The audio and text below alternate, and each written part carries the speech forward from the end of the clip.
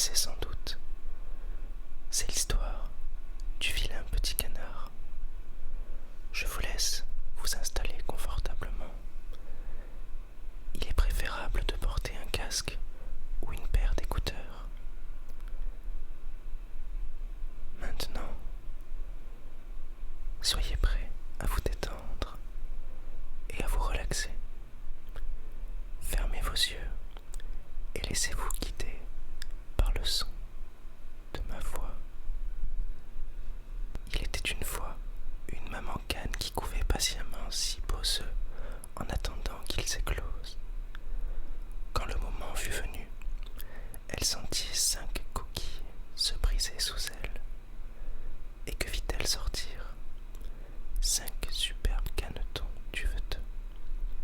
Ils étaient affamés, mais le dernier œuf, qui était aussi le plus grand de tous, restait entier.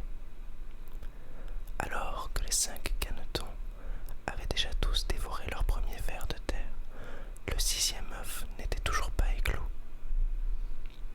Les 5 canetons se regroupèrent bien serrés sous leur maman et s'endormirent dans le nid bien chaud. Maman Cane commençait à se sentir un peu inquiète. Où restait le dernier caneton? Manifestement, ce petit caneton ne s'en faisait pas et resta encore de longues heures dans l'œuf. Enfin, l'œuf commença à rouler dans l'herbe. La coquille éclata. Et que vit-on sortir? Un vilain petit caneton, tout gris, piteux, avec des yeux tout tristes. Il avançait en titubant sur des énormes pattes palmées. Bonté divine, pensa maman Cane, effarée. Il ne ressemble à personne de la famille, ça c'est certain. Maman Cane avait tout à fait raison. Le vilain caneton ressemblait aussi peu à ses frères et sœurs duveteux qu'une chenille ne ressemble à un papillon. Il n'y avait pas d'autre solution pour maman Cane que de mettre ce caneton différent avec le reste de la couvée. Vis-à-vis de ses voisines à la ferme, elle fit comme si de rien n'était. Dès que les 6 canetons furent assez grands pour quitter le nid, maman Cane les emmena faire le tour de la ferme. Cela aurait été certainement une superbe promenade si ce petit caneton n'avait pas été là.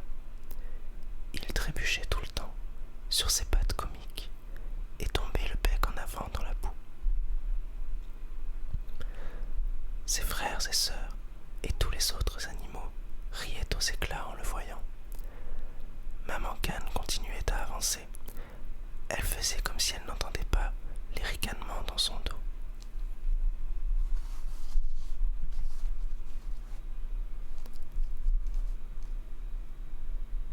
Elle se dirigea vers une meule de foin. C'est là qu'habitait la reine de la cour de la ferme, et maman Cane voulait lui rendre visite. La reine était une grande poule. Puis-je vous présenter mes nouveaux petits-enfants, majesté? Demanda-t-elle, et tous les canetons baissèrent la tête et dressèrent leur petite queue. Ils faisaient cela de manière très respectueuse, comme on le leur avait appris. Mais le vilain petit canard dressa tellement la tête et baissa tellement la queue qu'il tomba à la renverse. Consternée, la grande poule agita ses ailes. « Voilà de gentils enfants, Madame Cane, dit-elle d'un ton froid.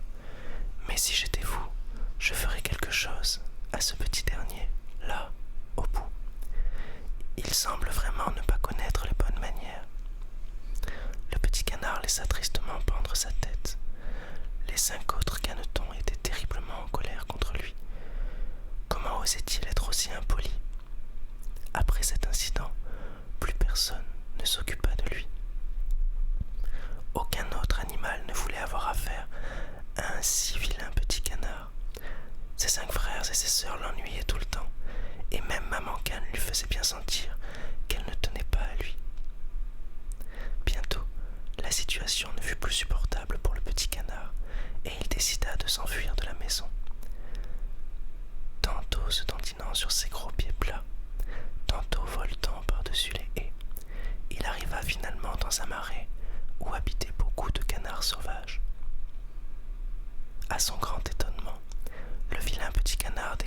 savait aussi bien nager que les autres habitants de l'eau.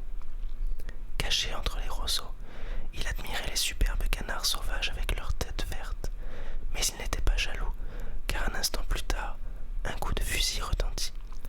Les canards voltèrent, mortellement apeurés, en poussant des cris plaintifs. Le vilain petit canard tremblait que le chasseur ne le découvre et ne lui tire dessus. Mais, heureusement, le chasseur fut attiré ailleurs par ses chiens.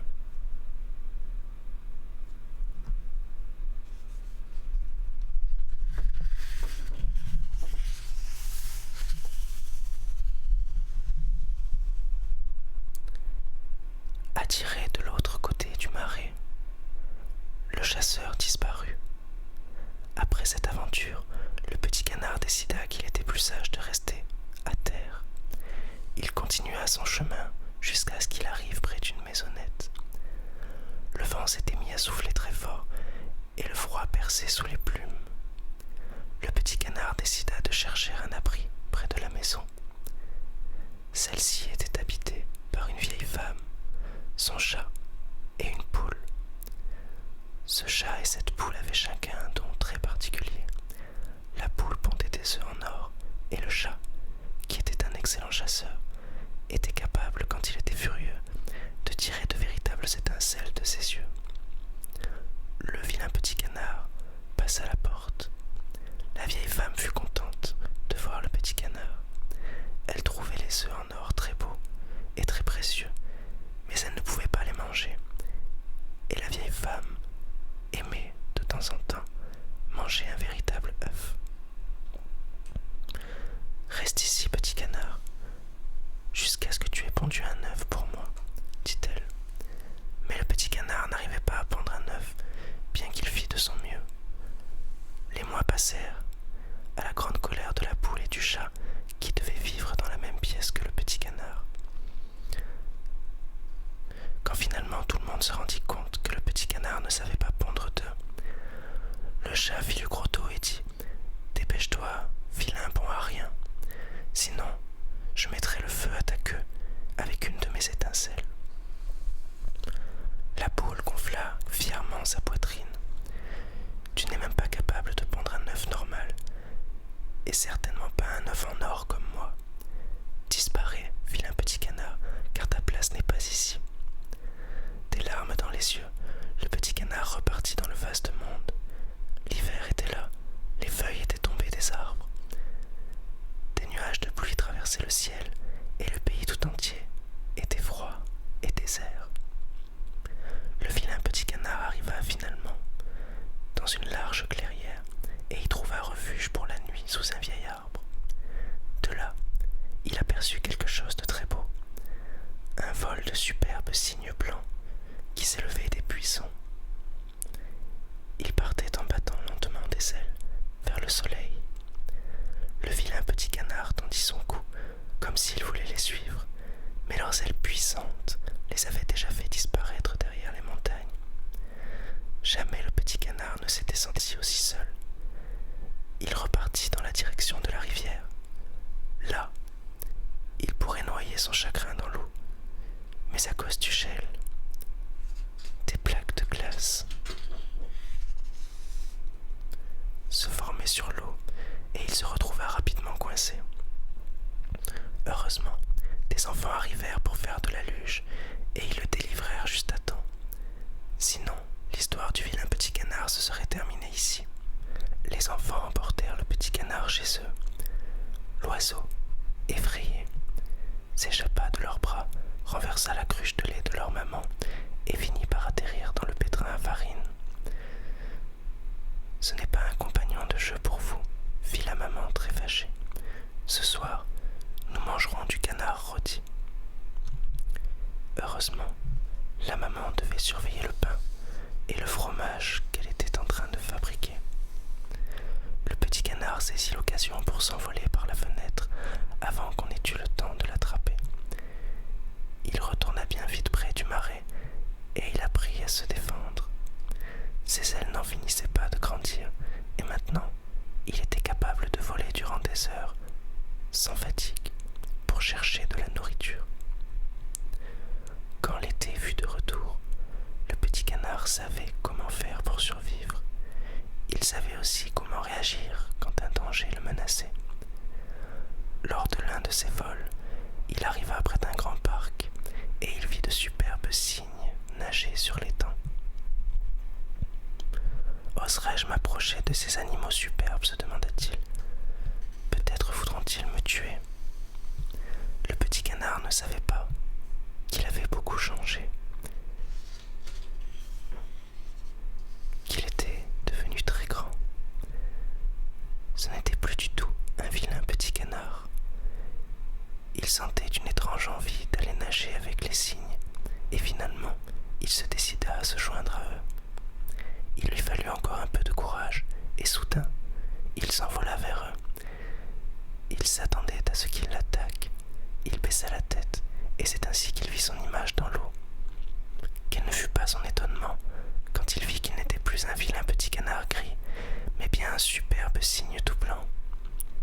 Les autres cygnes s'approchèrent pour le saluer, et non pas pour lui faire du mal.